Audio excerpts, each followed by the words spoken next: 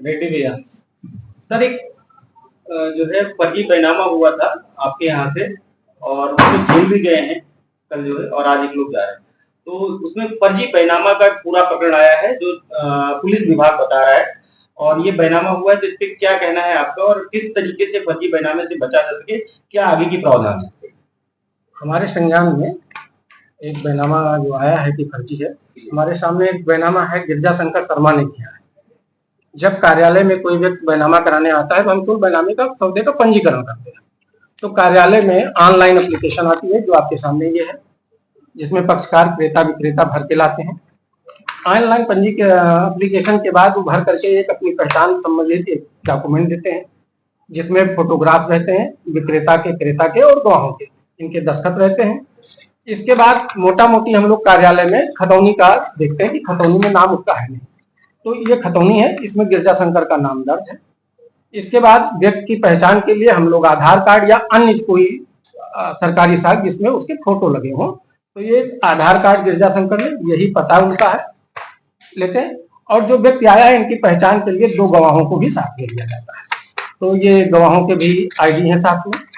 और जब सारे डॉक्यूमेंट सही होते हैं तो पंजीकरण की कार्रवाई संपन्न की जाती है। सर आगे कैसे इससे बचा जाएगा, क्या कैसे पता चलेगा कि ये जमीन जो है फर्जी है या बैनामा फर्जी हो रहा है, कैसे पता चलेगा? किसी भी व्यक्ति को कोई भी चीज खरीदने से पहले एक सेल्स एंड गुड एक्ट का सेक्शन 17 में कहा गया कैविएट इंपॉर्टेंट, क्रेता सावधान करना।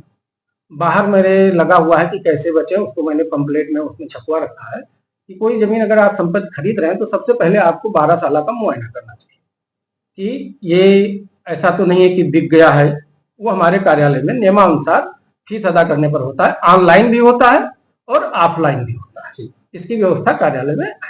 दूसरा कि वो जो व्यक्ति बेच रहा है वही है, उसकी पहचान क्रेता स्वयं करे और कहीं लिटिगेशन नहीं वो स्वयं करे।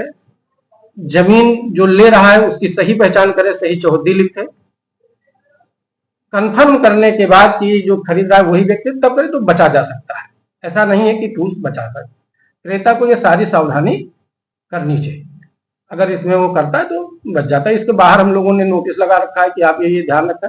मुआयना हमारे यहाँ रोज होता है, ऑनलाइन और ऑफलाइन दोनों मुआयने हैं हमारे यहाँ। सर एक सवाल हो गया, एक सेकंड हम आप बता दें। आधार जो आप कह रहे हैं, हम कोई भी कागज जो जिसमें फोटो लगा रहता है हम उसको लेते हैं।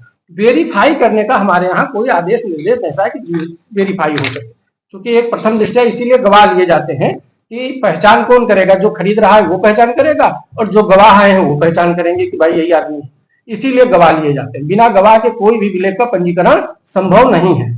अगर 2 गवाह नहीं है तो किसी भी विलेख का पंजीकरण नहीं, क्योंकि हम सबको नहीं पहचानते, हम तो उसका कागज लेंगे और गवाह पहचान करेंगे।